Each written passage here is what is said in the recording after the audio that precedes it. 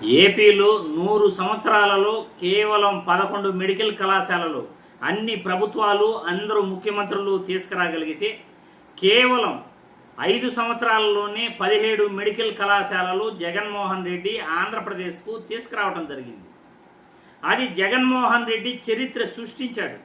8,500 కోట్లతో 17 మెడికల్ కళాశాలలు పునర్నిర్మాణం స్టార్ట్ చేసి వాటిలో 5 మెడికల్ కళాశాలలు ఆంధ్రప్రదేశ్ రాష్ట్రానికి తీసుకువచ్చి కళాశాలలు ప్రారంభించి మిగతా 7 కళాశాలలు 2024 విద్యా సంవత్సరానికి ప్రారంభించాల్సి ఉండగా అవి ప్రారంభించకుండా చంద్రబాబు నాయుడు అడ్డుకున్నాడు.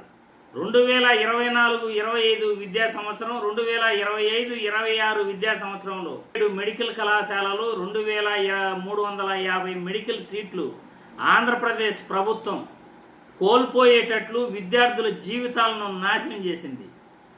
దీనితో చంద్రబాబు చరిత్రహీనుడిగా ఈరోజు మిగిలిపోయాడు.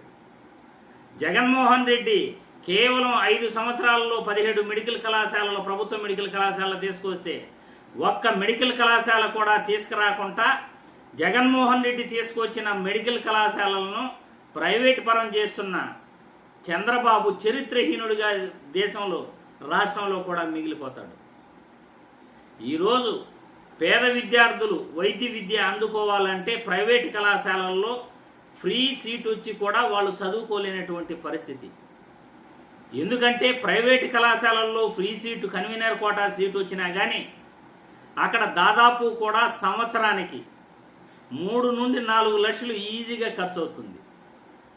అటువంటిది ప్రభుత్వ మెడికల్ కళాశాలలు తీసుకొస్తే ప్రతి విద్యార్థి కూడా సంవత్సరానికి 50-60 వేలతో అతను వైద్య విద్య చదువుకోవచ్చు. ఈరోజు చంద్రబాబు నాయుడు ఏం హక్కు ఉందని ప్రభుత్వ మెడికల్ కళాశాలను జగన్మోహన్ రెడ్డి తీసుకొచ్చిన మెడికల్ కళాశాలలను పీపీపీ విధానం పేరుతో ప్రైవేట్ పరం చేసేందుకు పూనుకుంటున్నాడు. విద్యార్థులకు సమాధానం చెప్పాలి.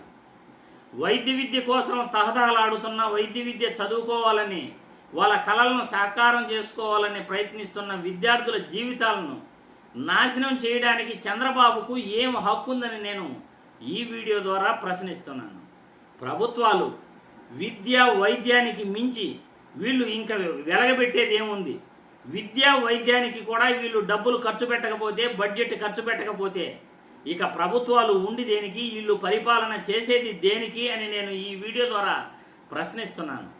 ప్రభుత్వ మెడికల్ కళాశాలలు ఉండటం వల్ల ఎంతోమంది పేద విద్యార్థులు వైద్య విద్య చదువుకోవటమే కాకుండా ఎంతోమంది పేదవారికి ఉచితంగా వైద్యం అందుతుంది.